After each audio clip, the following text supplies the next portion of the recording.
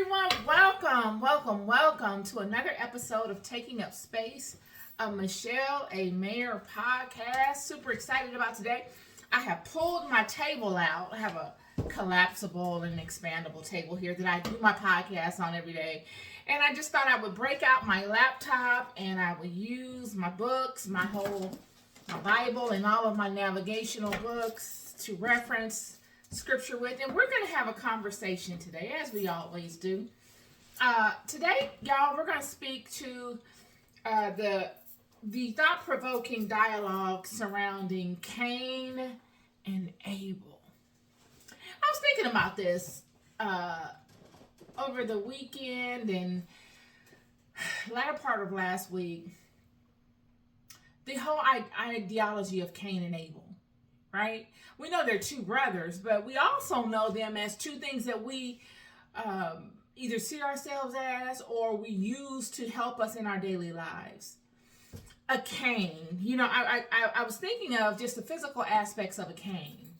And what is a cane? Right? So we have this word, Cain and Abel. Cane, a walking stick. Something that assists you with your walk in life, helps you with balance and stability, helps with weight bearing and assisting in healing, helps manage a disability.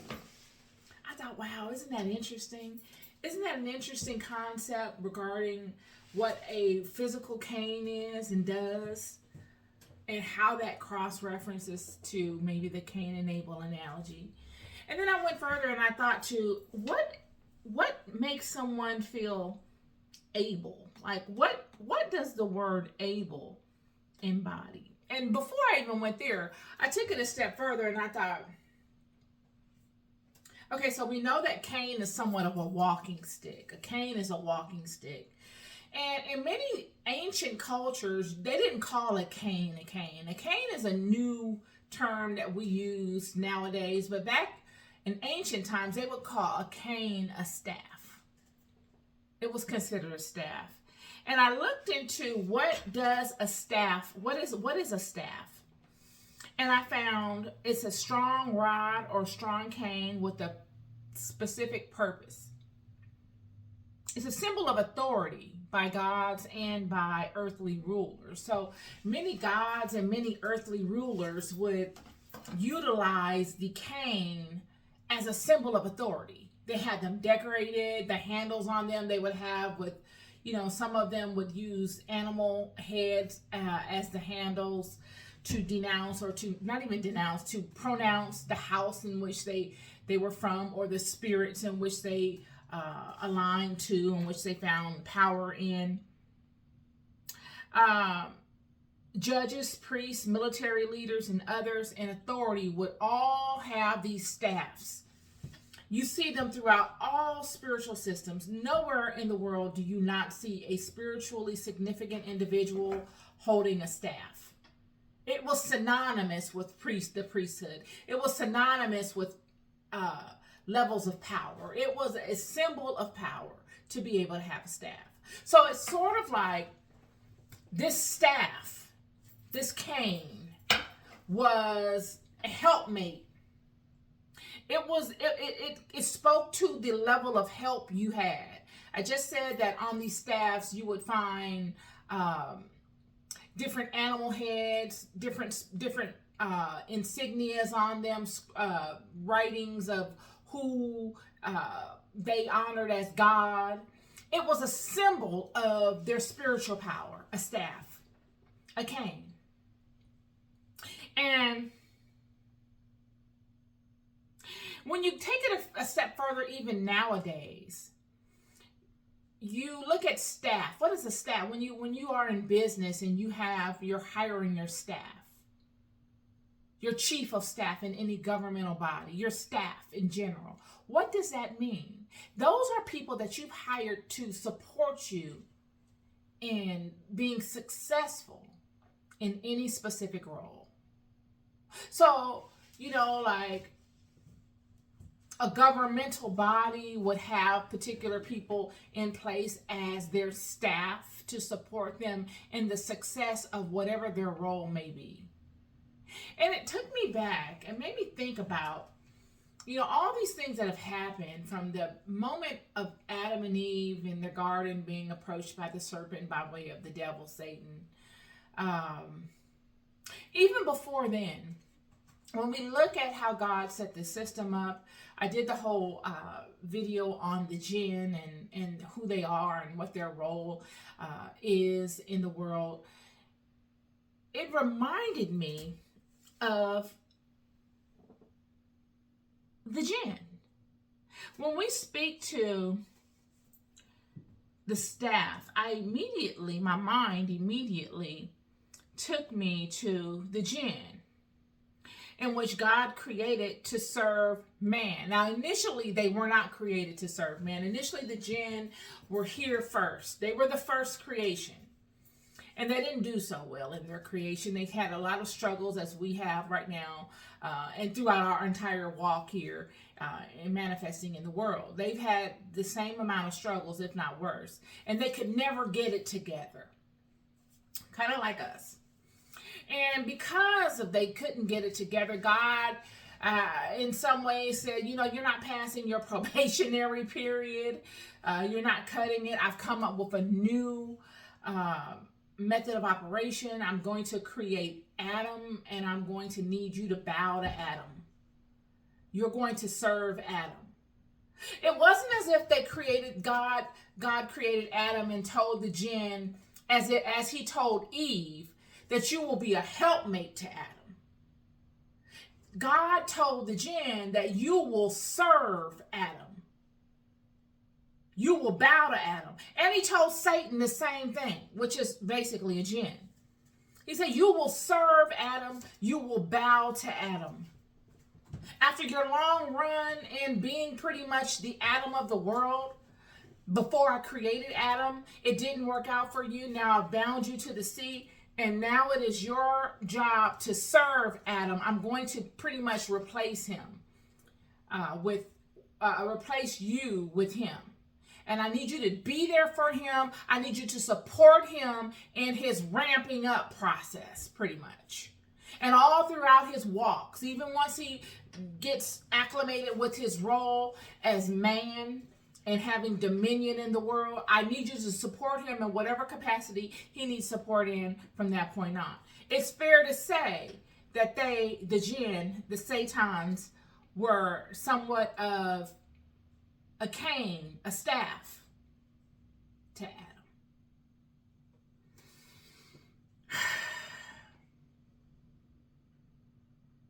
Another definition of a staff that I found was that they are a weapon when used when fighting. So a staff can be a weapon that someone that wields it uses to have a victory. Someone would wield this staff to protect themselves in any battle or confrontation. All of these things serve. A cane or a staff serves its master, serves its owner as a help to its owner. A cane is an item, a physical item that an elderly or a person that has a disability would use to feel whole, to alleviate pain in whatever area of the body, to find balance with, to make the walk that much more pleasurable, to assist them in being more successful in their walk. These are all things that a staff and the cane would do. It says in the Bible, thy rod and thy staff, they comfort me. It's a comforter. It's something that makes your life, it's supposed to make your life easier. If it doesn't make your life easier, you need to get rid of it. No one keeps a cane or a staff around that doesn't make life easy for them. This is the design of it. I like to get into that. You know, when you look back to biblical times and you go and you look at the Adam and Eve story, you know, when the serpent comes upon Eve and he propositions Eve. He gives Eve an idea. And he tricks her pretty much after the idea, after she becomes mesmerized with the concept. And she gets emotionally wrapped up in the potentials of things. He then goes in and solidifies it. He gets her to buy in and gets her to promise. And then he gets her to allow. After this scenario with the serpent, because it was the serpent and Eve that created all of which we now feel the brunt of nowadays. It was the serpent and Eve.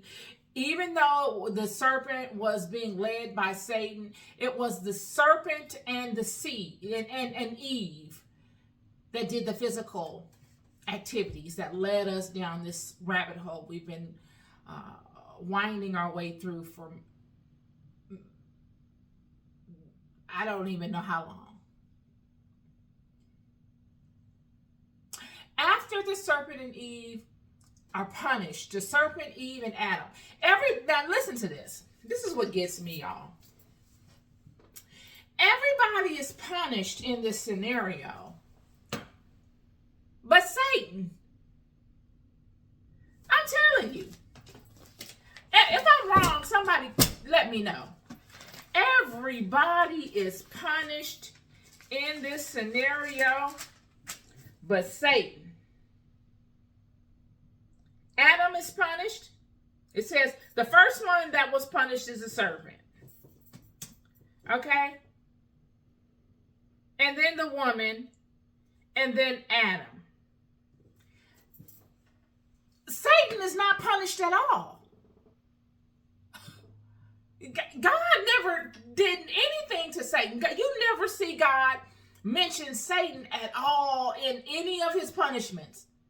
Yet it was Satan that created the idea of doing such things. That's interesting, and that's another conversation. Because I'm here to say, you know, if Satan...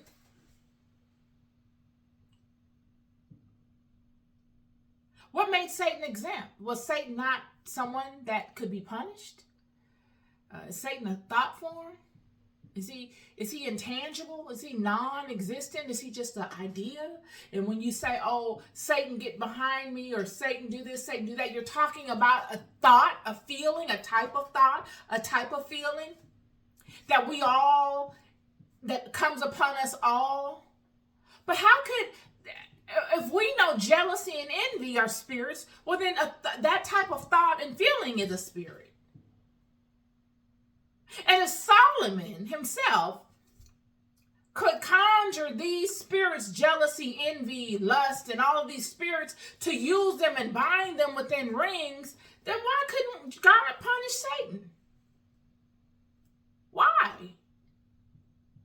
Yet in this whole scheme of things, when it's all said and done and they all get caught and they all get to blaming each other, everybody gets punished except for Satan, who is the mastermind behind all of it. Had Satan not come to the serpent wouldn't have come to Eve.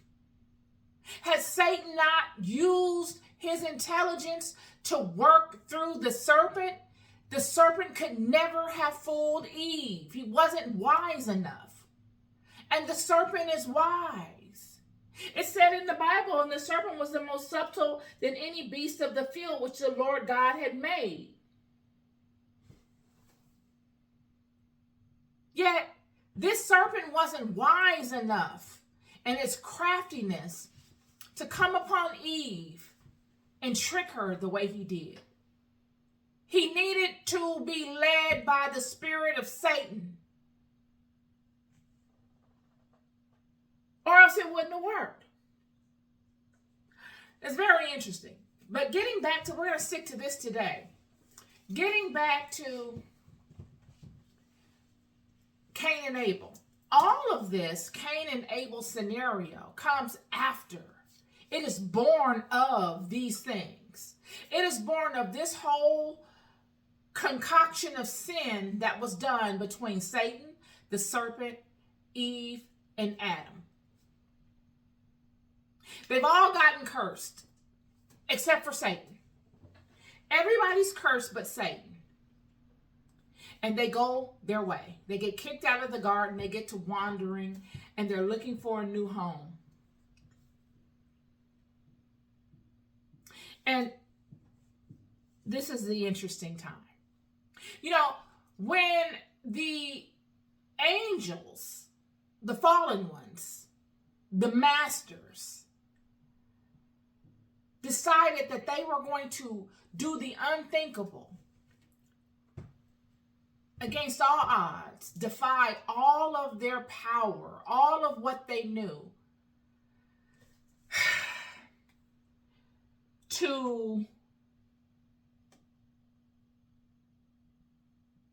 because they fell victim to the innate power of women. That's really what happened. You really want to boil it down, because see, one thing you're not going to get from this channel is me dissing women. I'm bigging up all the women because I'm a woman and I know myself, and I've studied this because I want to know more about my role as a woman in the world. So all you will see are the brutally honest truths of my interpretation of scripture as it relates to everything, including women. I'm not about to come on here and dumb it down for anybody, because I see a lot of that happening and it's completely unfair. It shows that the fear of women. People are afraid of women, y'all. People are very afraid of powerful women, because all women are powerful. All of them. You got your Miss Seelys and you got your Miss Sophias, and you have an enormous amount of women in between. All women are powerful. It's just that some choose to hide their power because they know it makes other people feel uncomfortable. And then you have some that do not choose to hide their power. They can't.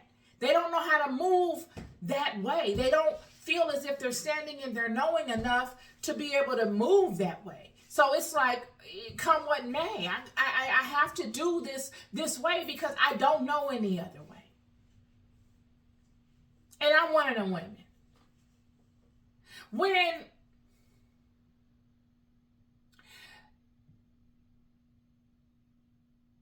the serpents, all of those, all of the ones, all the fallen ones, all of the ones that decided to come together on Mount Hermon and make a pact and say, we're going to defy all odds. After Simjaza, actually, was it Simjaza or was it Azazel? It was Azazel.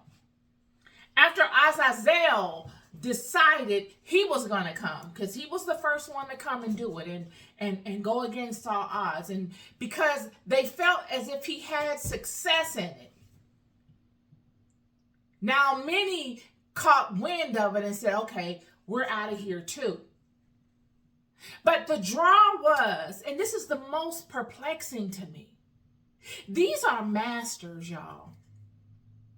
These are not just some peasants that don't have anything to lose. These were the lieutenants and the captains in God's army. These are messengers, like you got Michael and Gabriel and all of these, Samuel and all of these messengers that God had amongst the children. They're all masters at their particular craft. Masters. They're not intermediaries. They're not, in training. God doesn't work that way. Either you need to continue to learn or you become a master. And even then, in the Apocrypha, it shows that these masters that failed, even though they were renowned and extremely talented in what they did not know as much as God. In the Apocrypha, it speaks to them only knowing a portion, and God making mention to that. Hold on.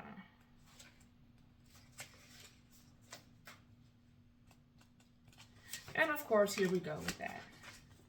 So in the Apocrypha, it makes mention of the Watchers only knowing a portion, and God making mention to that. So, even though that they were masters enough to come here and to teach and to give people knowledge as to how to do things. And when you look across this planet, you see the hand of many of them and many of the great monuments and the mathematical precision of all of these things.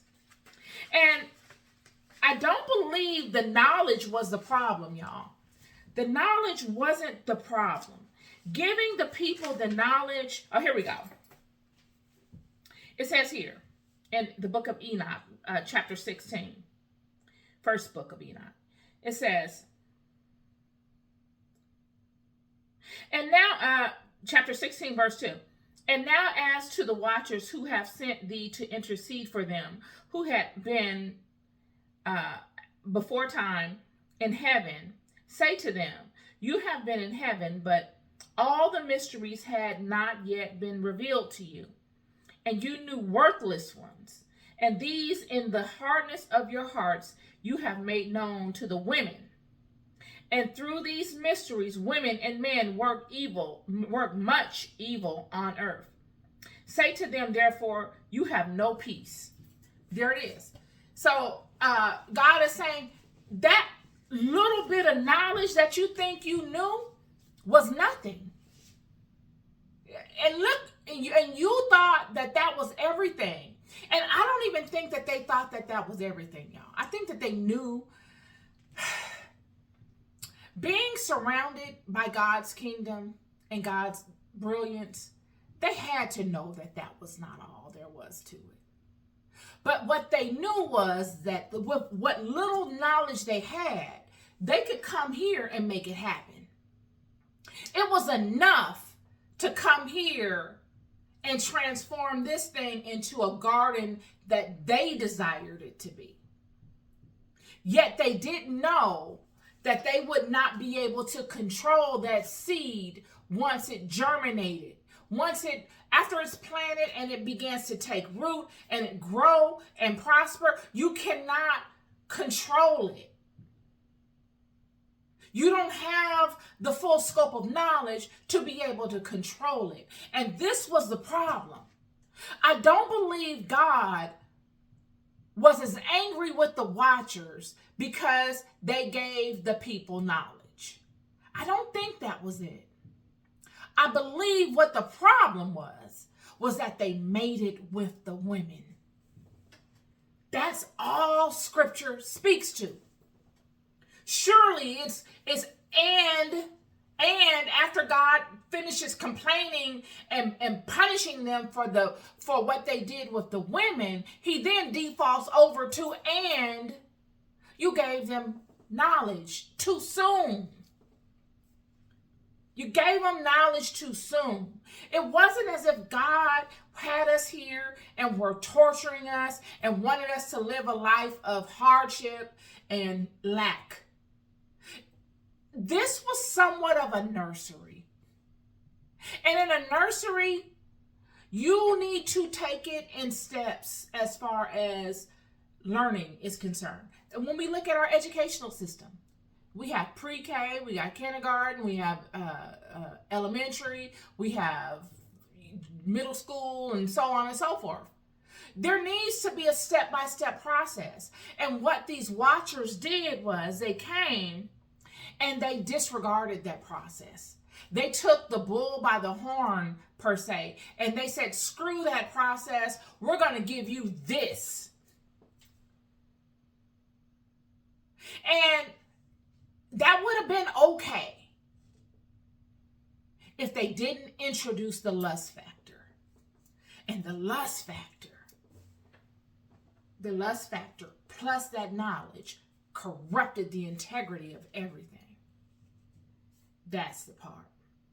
So when you see God, when you see these watchers having come down and taken all the risk in the world just to come down and to mate with these women, it says more about the women. All we do is look at the watchers and say, well, darn, they lusted after the women of men, after the daughters of men, and they got punished. But what would make them do such a thing?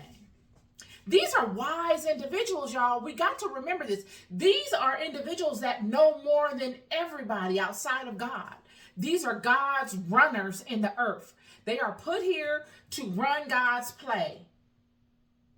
God is not down here doing all of this stuff. God is delegating, and he's trusting all of his runners, his angels, to do this work. And you mean to tell me that these people sacrifice their relationship with God for some women? It's amazing. That in itself is an amazing story. That is beyond amazing. You mean to tell me, you being so knowledgeable and a master of the sciences of how this whole thing is set up, you were there when we were created, and you mean to tell me that the innate powers of a woman wooed you to the point that you were willing to risk everything for him? See, what gets me is that it couldn't have been an isolated situation, these women. In order for these individuals to want the woman so much, there had to be other women somewhere else. The things that they taught these women, they've had to have seen replicated somewhere else. They taught these women sexual deviance. They taught the women the art of manipulation. See, these are things many people don't talk about. Yeah, they taught you how to put some bangles on. That's to entice. Put the bangle on. Put one up here. Oil your bodies up. Wear these types of garments. Move your hips in this kind of way. Walk this kind of way when you come past a man. Manipulate him. Talk to him in a certain type of tone. All of these things they taught women. The art of sex. How to not just have sex for the emotional connection, but to tap into that and to use that against men. And in turn, you're teaching men how to use that against women. Because it was a woman that was Adam's helpmate. So she is the one that will always introduce to him things. And it was a trickle down from these fallen ones. So they must have seen this somewhere. And through this type of corruption, prostitution is the oldest form of work on the planet, thanks to these fallen ones. See, they came and they partnered with the women, and they became lustful. It didn't say that they fell in love. It's a difference from lust and love. Lust is a thing that you do in the heat of the moment, and it's a passionate heat of the moment thing, and then when it's over, it's over. Love is a binding, ongoing. You are connected. It is a stasis. These individuals came and were whoring out the women. And also, they were teaching the women things of spiritual power. They were not teaching the men. The spiritual realm, the women had on lock. They taught them the art of all that is going on in the world now. All of what you see now, they taught. No one knew it before they came. Yet, it was her innate power that attracted them. She not even knowing any of these things. Her innate power. Not manipulation. Because she didn't know how to manipulate. She was whole. Eve was a whole woman. a righteous woman, it is then one must look to see that it's the righteousness of her that drew them to her, that made them forsake everything. It was the righteousness of her. Yet that same righteousness they corrupted. They sent underground. They made it go dormant, and they covered it with layers of lust.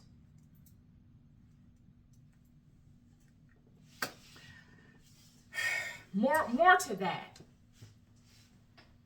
And that, just to add more to it, that was the reason why God punished them.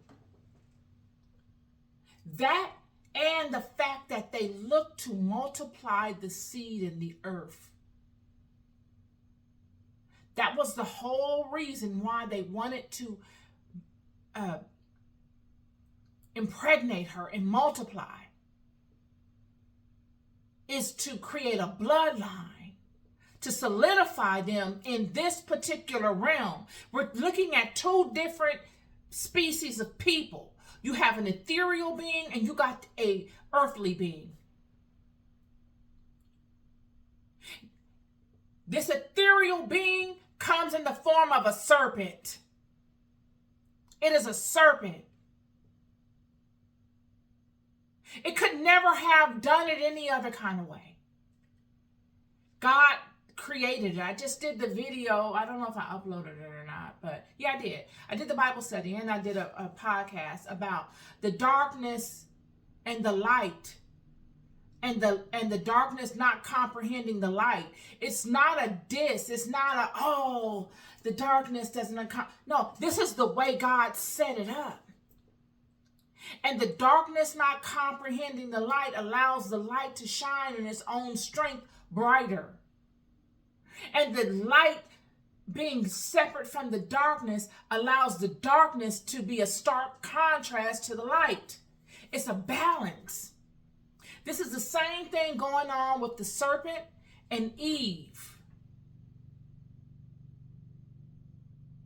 These were two separate entities that never wanted to combine until the manipulation from Satan came. Until this time, the manipulation of Satan came, and the sexual portion of it is what got everyone cursed. It wasn't as much the fact that they taught the people information. That could have been overcome.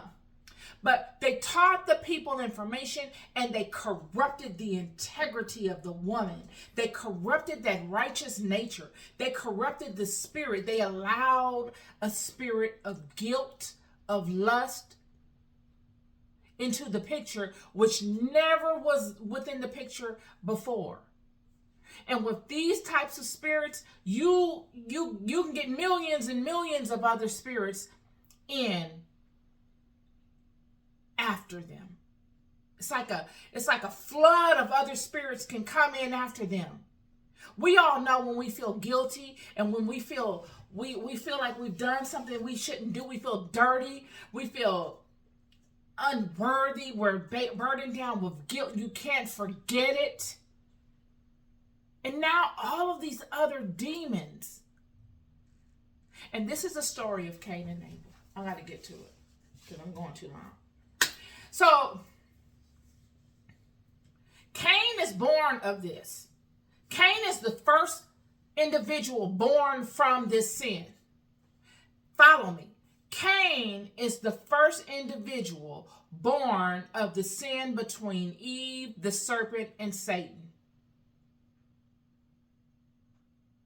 On a metaphoric level, you could say the sin of this lustful, not even lust, this unrighteousness brings upon Cain.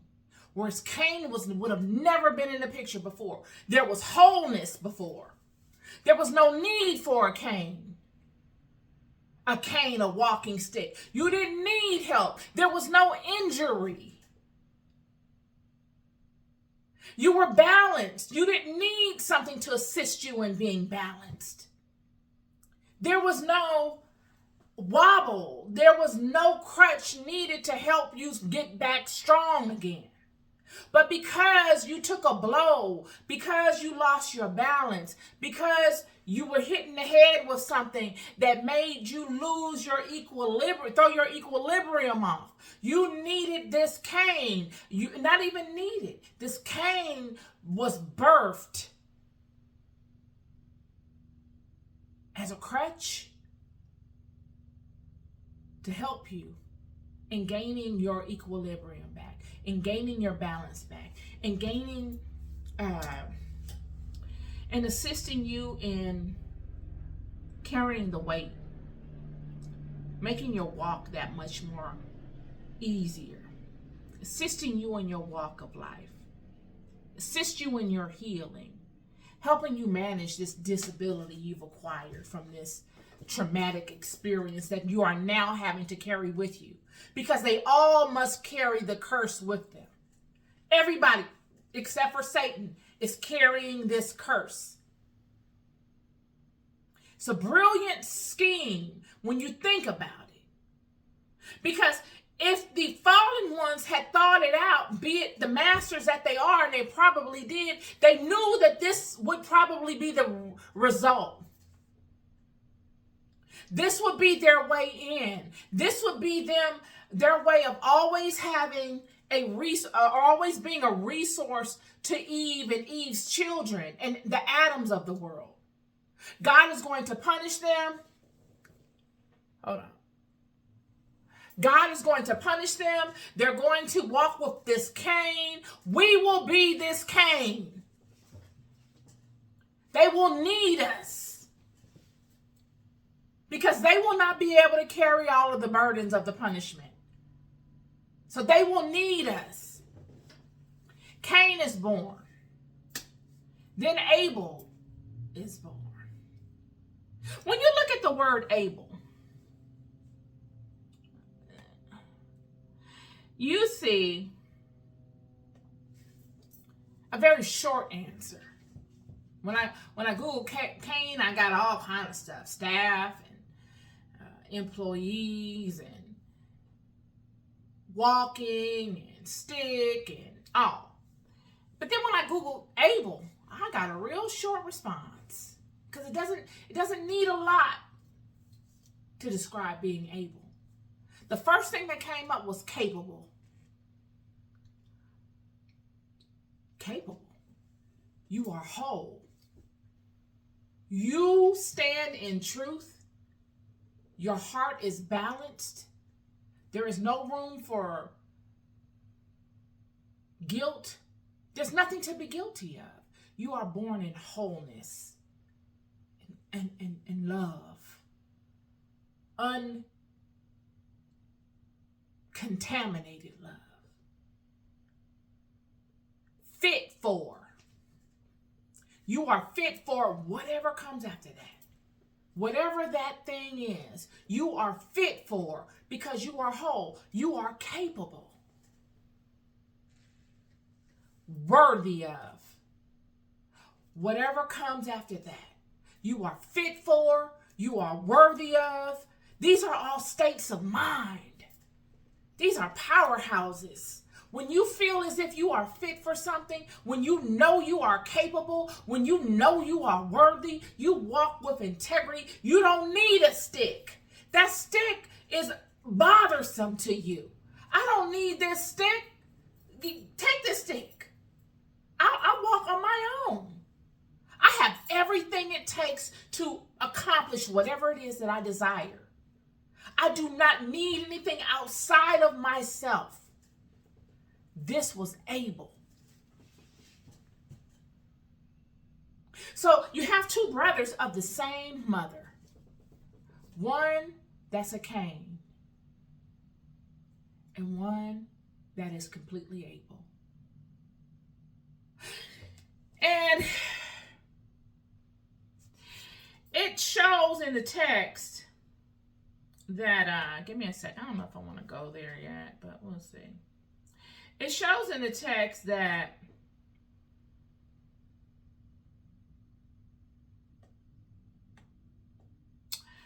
well, I guess I could. In the text, it shows that Cain was a tiller of the ground. I keep telling you, that serpent. What is the serpent a master of? He's the master of the ground, of the earth. A serpent digs holes in the ground and goes all deep into the bowels of the earth. Cain was a tiller of the ground, but Abel was a keeper of the sheep. Abel knew how to manage the flocks. He knew how to direct the sheep.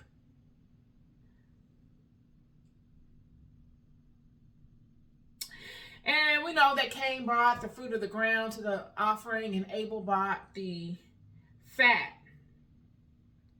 brought forth the firstlings of his flock from the fat thereof. And God inclined Abel's offering, and he did not. And how did he know he inclined it? He sent fire down,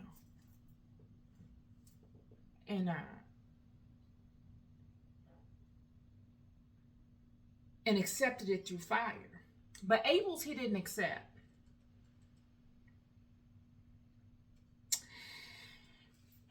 And it goes further. It says, and sometime after, Cain and his brother Abel went into the field one day to do their work. And they were both in the field, Cain tilling and plowing his ground, and Abel feeding his flock. And the flock passed that part which Cain had plowed in the ground, and it severely grieved Cain on this account. And Cain approached his brother Abel in anger, and he said to him, what is there between me and you, that you come to dwell and bring your flock to feed in my land? Follow that. Cain is a tiller of the ground. Cain is the serpent. He knows the ground. He is the master of the earth, the ground. And he's telling Abel, why are you bringing your flock over here on my ground? And Abel answered his brother Cain and said to him, what is there between me and you, that you will eat the flesh of my flock and clothe yourself with their wool? Now there it is. That you will eat the flesh of my flock. Don't snakes eat animals? I saw a snake eat a whole deer. I saw him eat a whole deer. I was shocked. I couldn't believe it. I had never seen a snake be able to. I always wondered how they did that. But when I saw the jaws open up and it swallowed this huge deer,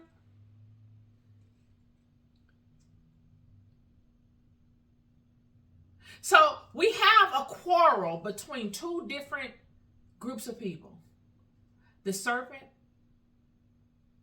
and man. And now therefore put off the wool of my sheep, which you have clothed yourself, and repay me for their fruit and flesh, which you have eaten. And when you will have done this, I will then go from your land, as you have said.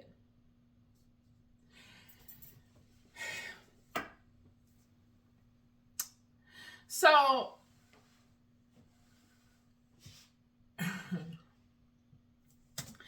we're really dealing with two distinct groups or types of individuals.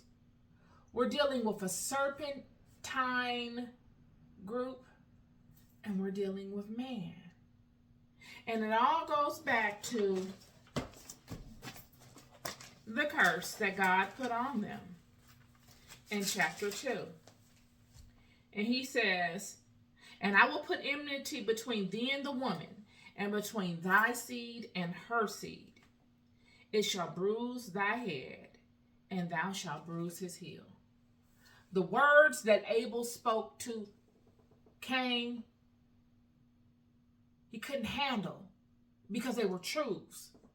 When Cain came upon Abel and said those things to Abel, and for Abel to fight back and to speak the truths to Abel of his fight back. It made him want to destroy him. Let me tell you what he said.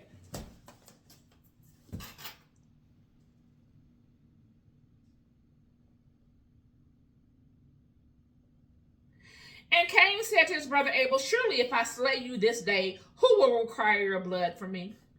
And Abel answered Cain, saying, surely God, who has made us in the earth, will avenge my cause, and he will require my blood from you, should you slay me. For the Lord is the judge and arbiter, and it is he who will pay back man according to his evil, and the wicked man according to his wickedness, that he may do on earth.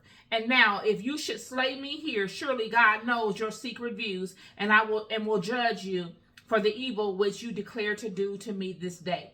And when Cain heard the words which his brother Abel had spoken, behold, the anger of Cain was kindled against his brother Abel for declaring this thing.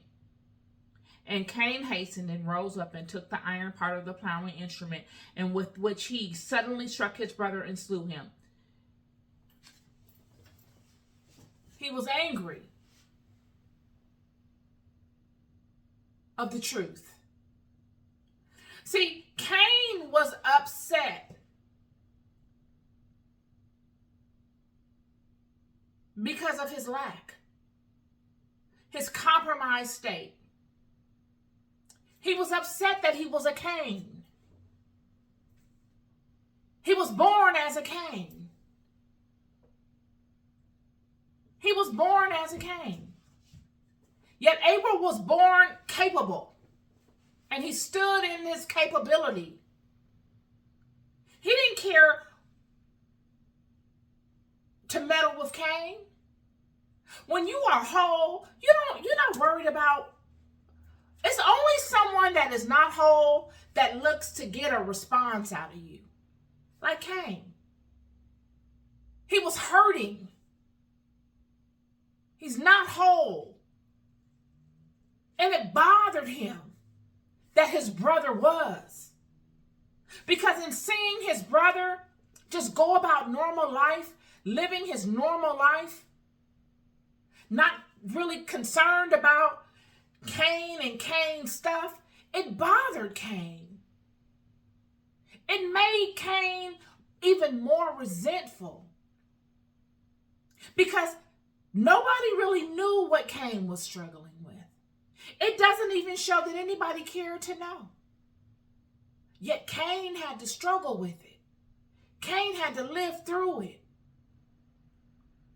His brother coming forward with the offering and then getting it blessed by God added to that.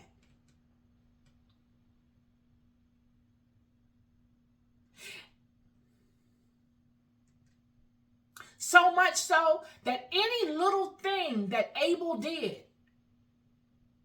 got magnified. Abel and Cain in the field together, and one crossing the other's portion of land would have been inevitable. How do you not do it? But because Cain was micromanaging Abel so much, he noticed. Whereas Abel didn't notice anything Cain was doing. Because he's so busy standing in his truth. And over something as insignificant as two brothers out in the field, one with cattle and one with land, fighting over what the sheep do in their natural state. The sheep doing what they were created to do, feed off of the land and to walk around and wander the land. They become engulfed in this bitter war. And one brother leaning on the truth of God, and the other brother leaning on emotion and ego and resentment. Cain is leaning on the Cain of resentment, of fear, of depression, of regret. And Abel is leaning on the spirit of wholeness and of being capable. So when Cain comes to Abel and speaks these words to Abel, and Abel coming back with a rebuttal that was honest and true, it made Cain feel inadequate, because Cain is coming from a place where he constantly needs to feel like he's winning. He's winning these battles and he's winning all these insignificant things because he's not whole. He needs to have all of these wins because he's not whole legitimately, internally. And when Abel speaks the truth of Cain to Cain, of what will honestly come if he harms Abel. Let me read this to you.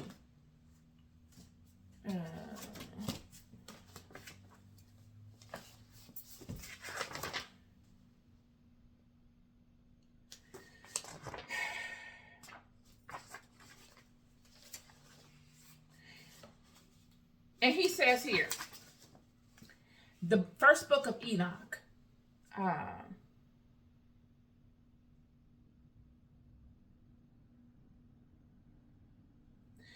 verse 6, chapter 22.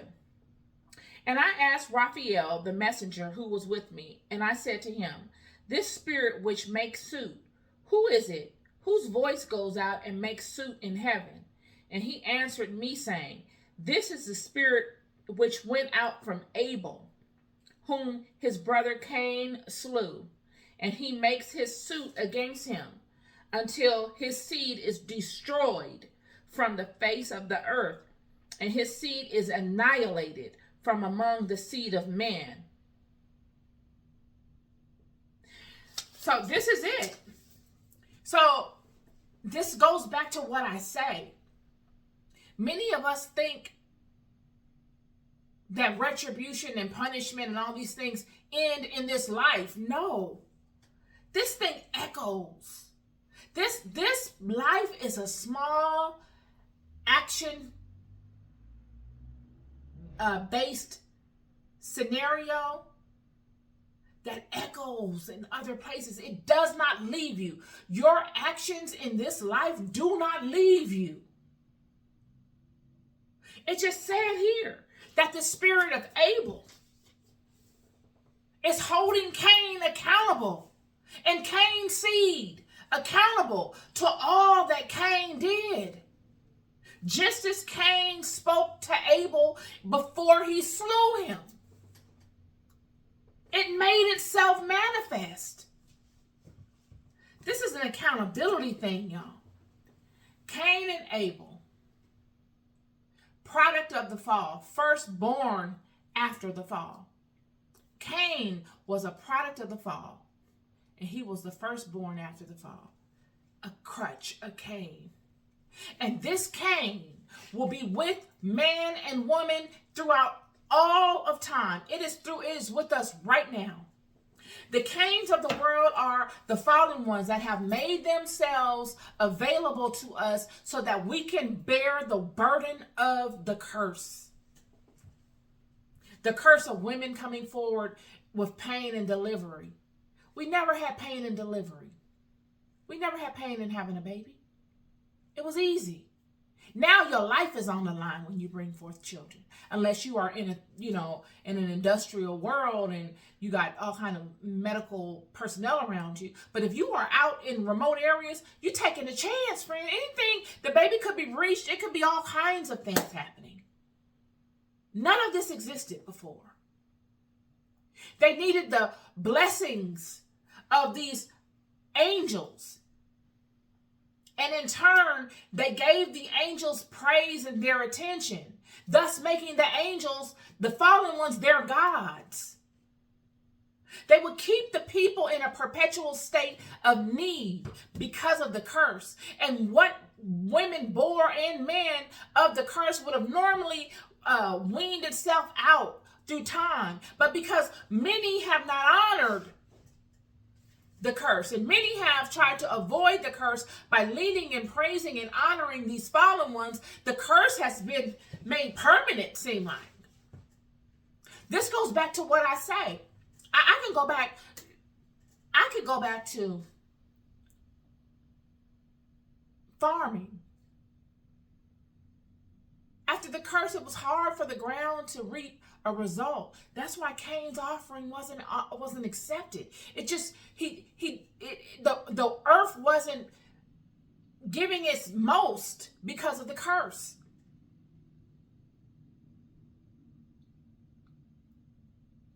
They would pray to these other gods to get the earth to grow because God had cursed them. You can't pray to God. God gave the curse. So now you got to add this third party, and you need to add these ones in that know the sciences of things to get things done, not to avoid God, but to use nature and its essences to get things done.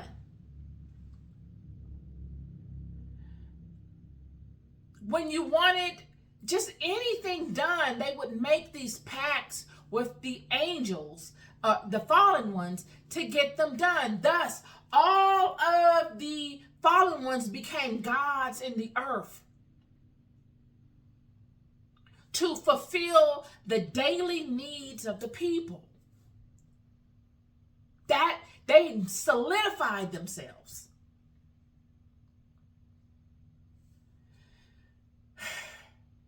And that's what I mean. The only curse, really, that we could not work around was the curse that Eve had. And that was outside of multiplying the sorrow in childbirth. Because there were women that were working with angels or angelic beings or spirits to bless them during childbirth. There was that. But I'm talking to, and thy desire shall be to thy husband, and he shall rule over thee. That is the only curse that we haven't been able to find anybody to help us with, really. Honestly. I'm just saying. Because it has become so capitalistic on just that. See, that last sentence is the most powerful of it all. Because it turned the whole hierarchy of things. See, God didn't set that up that way. I got to go back to Genesis when God created Eve as a helpmate to help Adam. God didn't put any stipulations on Eve. But God gave Adam stipulations as to what he needs to do to keep the relationship going with Eve. God didn't command Eve to do anything with Adam. And I'm not using that as, oh yeah, women's rights and this. That's not me. I'm just speaking the facts. And it boggles my mind why I have to say that, or I feel like I have to say that every time I bring something up of the sorts. Because it makes people, especially men, feel really a way about it. And that is because of all of the power men have been able to feel because of this shift. And that speaks solely to the power of women.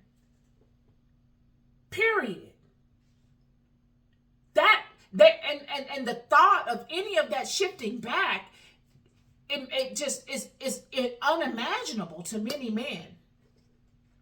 But you must know that that is the original way of things. And that's not a way where women were just dragging men. Because at one time or another, y'all, I do want you to know that women were not... I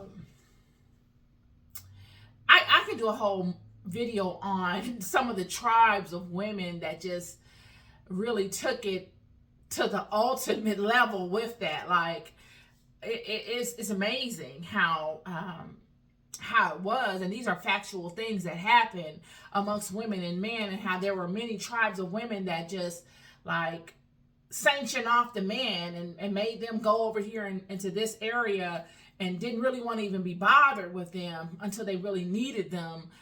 It had become a little out of hand. I must say it had.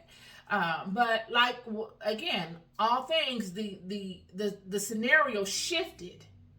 And now, you have men and women that are desired to the man. And I don't see anything wrong with that. I think that's a wonderful thing. But I do believe that there's a way you do it. And I think somewhat the way that it's been done has been, to the to the detriment of men. Because it hasn't changed anything with women. It's just been to the detriment of men. But, yeah, so in my whole Cain and Abel theory, you guys, and I've gone all over the place with this, but in my Cain and Abel theory, I think it's more metaphorical, as just as much metaphorical as it is literal. Cain and Abel are two different types of ways of thinking, all born from the trauma of the fall. All having to do with the fallen ones coming and taking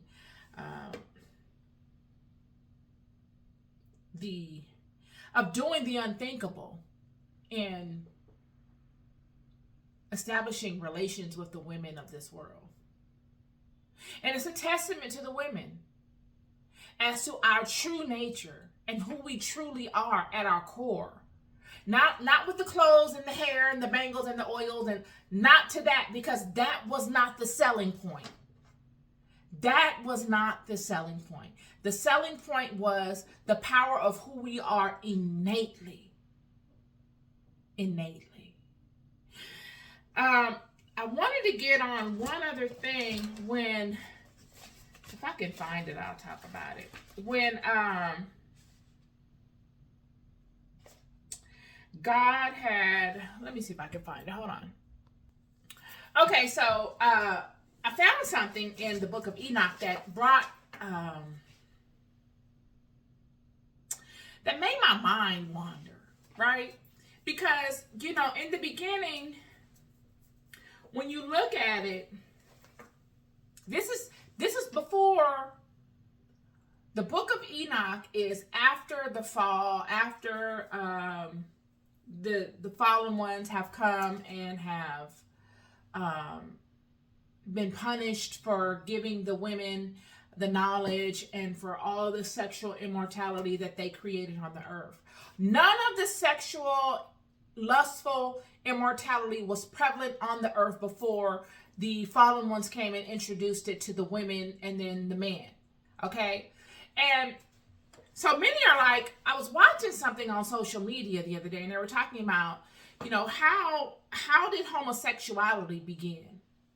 And I began to think back to this book of Enoch, right? Now, I have nothing against homosexuality, okay? This is not to say homosexuality is a sin, nor is it to say that it is not a sin, okay? I'm just speaking to that portion of things that speak to how it began. Is this something that Adam and Eve struggled with in the garden or no? And I'm willing to say that it wasn't. Because when the fallen ones came with all of the sexual deviance. Okay? It seems as though Adam and Eve were programmed to procreate amongst one another in a singular fashion during the in their initial states, prior to coming in contact with any of the fallen ones and their knowledge. When the fallen ones came with their knowledge, they opened Eve up and Adam up to sexual promiscuity. We began seeing the manipulations of things. No longer were Adam and Eve able to see each other as whole. They were ashamed to show that aspect of themselves because they were afraid of one another. They didn't trust one another anymore because they had been exposed to manipulation techniques that made them distrustful of one another. They're distrustful of one another's intentions. They began lying to one another. They began worshiping the creations of the hand because the fallen ones came and gave all this knowledge as to how to create and how to do things to make life easier. All these things opened Adam and Eve up to a multitude of other spirits. And sexual, lustful deviants were one of them. Okay? So I'm going to read this to you. This is the book of Enoch, chapter 15, verse 6. And it says, but you were formerly spiritual. And Enoch is speaking the condemnation of a God to the fallen ones. Okay, they're all corralled together. They were petrified, and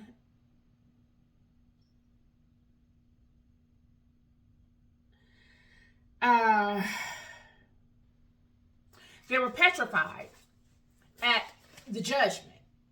These mighty men of wisdom, these angels, these same ones whose offspring are prevalent in the earth, were petrified. This is how serious the condemnation is.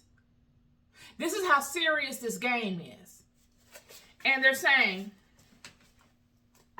but you were formerly spiritual, living the eternal life and immortal for all generations of the world. So there you go.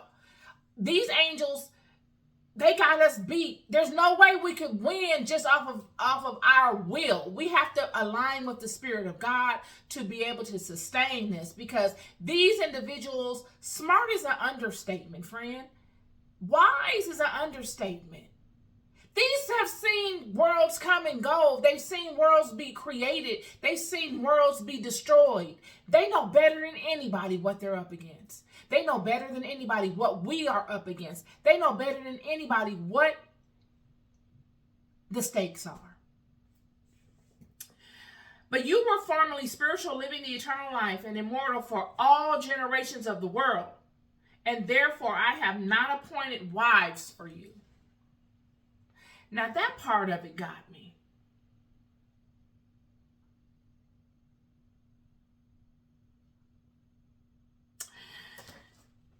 And now when you hear God talk about wives, I haven't appointed wives for you.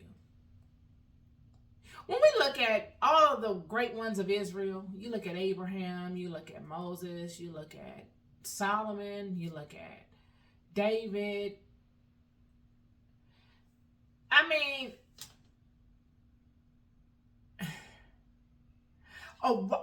what is a wife? A wife is a woman that you have a family with. These fallen ones were not appointed wives.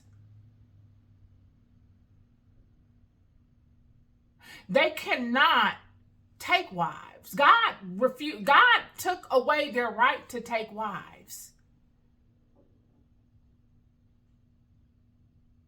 When you look at many spiritual texts about certain angels doing homosexual activities, and you look and you say, well, how did this happen?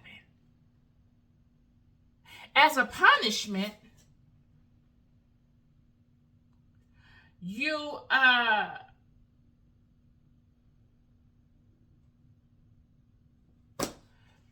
it makes you wonder, well, what are they doing out? If they're not having relations with women, who are they having relations with? And this is all speculation. I'm not saying that this is grounded in truth, but it's definitely something to think about as to how these things began. They all began with the fallen ones. All of it. All of the sexual promiscuity. I'm not even talking about homosexuality. I'm talking about all sexual promiscuity. The fallen ones came with this. We didn't know anything about this. But they really perfected things. They introduced things. They gave structure, and they began to make it a premeditated thing. They put the capitalistic aspect on it and made it premeditated. Whereas, they may have been enjoying each other in the garden freely, but there was no manipulation to it. There was no capitalistic aspect involved with it. There was no corruption of intention with it. The fallen ones came and created all of that. And then once we were condemned, we needed them as the Cain to get through it. And in this barter system of having this cane and being able to utilize them as our cane, we needed to be able to pay them. And how do you pay them? You pay them in various ways. And one way is through praise and through attention. Thus, taking your attention off of praising God and honoring oneself even. And knowing who you are as a unit. Because, see, friend, you don't have to praise God by any outward expression. Sure, song and dance is what we do when we're happy and we want to give thanks because we feel that from inside. But you praise God by showing gratitude. You praise God by the many decisions you make in your life.